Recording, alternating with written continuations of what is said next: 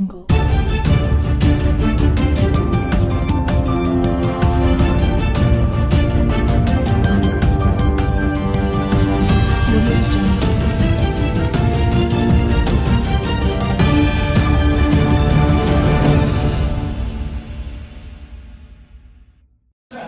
pemirsa, kembali bersama saya Rahmatul Ihsan dalam berita hari ini. Aliansi Buruh Jabodetabek menggelar unjuk rasa di depan kantor Kementerian Ketenagakerjaan. Dalam unjuk rasa, buruh menuntut agar pemerintah membatalkan Permenaker soal batas usia pencairan jaminan hari tua dan meminta agar Presiden Joko Widodo mencopot Ida Fauzia sebagai Menteri Ketenagakerjaan. Jangan anarkis. Kita buruh yang cerdas kawan-kawan. Kita buruh yang cerdas kawan-kawan. Kita buruh yang cerdas kawan-kawan. Hidup buruh. Hidup buruh. Tahan, jangan ada yang anarkis. Baper, lindungin, baper. Lindungin. Lindungin. Biar. Makanya Bu, Pak, tahan. Ini masalah perut. BPJS cairnya 56 tahun. Semua buruh yang tergabung dalam Konfederasi Serikat Pekerja Indonesia berunjuk rasa di kantor Kementerian Tenaga Kerja dan kantor BPJS Ketenagakerjaan Jakarta. Demonstran menilai peraturan Menaker dikeluarkan secara tiba-tiba, sepihak dan tidak sesuai dengan kepentingan buruh. Selain di kantor Kementerian Tenaga Kerja, demonstrasi dilakukan juga di kantor pusat BPJS Ketenagakerjaan Jakarta. Sementara di Makassar, puluhan buruh dari berbagai aliansi berunjuk rasa di kantor Gubernur Sulawesi Selatan.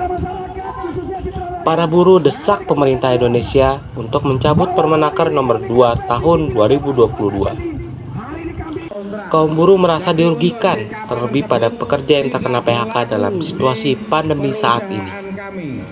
Sementara di Gorontalo dan Cirebon, para buruh yang menolak Permenaker nomor 2 tahun 2022 juga menuntut Menteri Ketenagakerjaan Ida Fauzia segera dicopot karena kebijakannya yang kerap tidak berpihak pada buruh. Para buruh menegaskan jika tuntutan mereka tidak diindahkan, maka kaum buruh akan turun lagi ke jalan dengan massa yang lebih besar. Pimpinan Hubungan Industrial dan Jaminan Sosial Kemenaker RI, Indah Anggoro Putri, menjelaskan bahwa keputusan yang tertuang dalam Permenaker nomor 2 tahun 2022 tentang jaminan hari tua. Ia mengklaim aturan itu telah mendapat izin dari Presiden Joko Widodo. Dengan PP 60 yang ditandatangani sama Pak Jokowi yang 2015 itu. Dan dia menilai kalau Bu Menaker telah melawan Presiden. Tanggapannya bagaimana? Kalau Permenaker 2 2022 dianggap bertentangan dan melawan Pak Jokowi, pasti kantor Sekap dan kantor Menkumham tidak menyetujui terbitnya ini.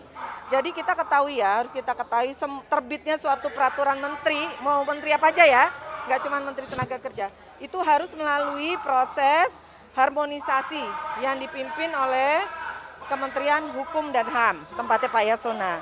Nah, setelah udah diharmonisasi, artinya diharmoniskan dengan kementerian lain, jangan sampai overlap dan sebagainya, itu harus mendapat izin dari Sekretariat Kabinet. Boleh nggak seorang menteri menerbitkan suatu regulasi? Nah, izin boleh itu boleh apa enggak itu kan bukan sekedar boleh apa enggak, pasti dilihat kan hierarkinya, menyimpang apa enggak. Kalaupun misalnya harus ada diskresi, pasti Bu Menteri pasti ditanya, kenapa nih harus diskresi? Situasi darurat apa nih harus diskresi? Ini enggak, semua tahapan udah kita ikuti. Dan ya akhirnya terbit itu berarti ada izin. Disetujui, ada izin dari Setkap kok. Dan sudah melalui proses harmonisasi di Kumham kok. Ya. Apa Mbak? Sekian berita hari ini, saya Rahmatul Ihsan pamit undur diri.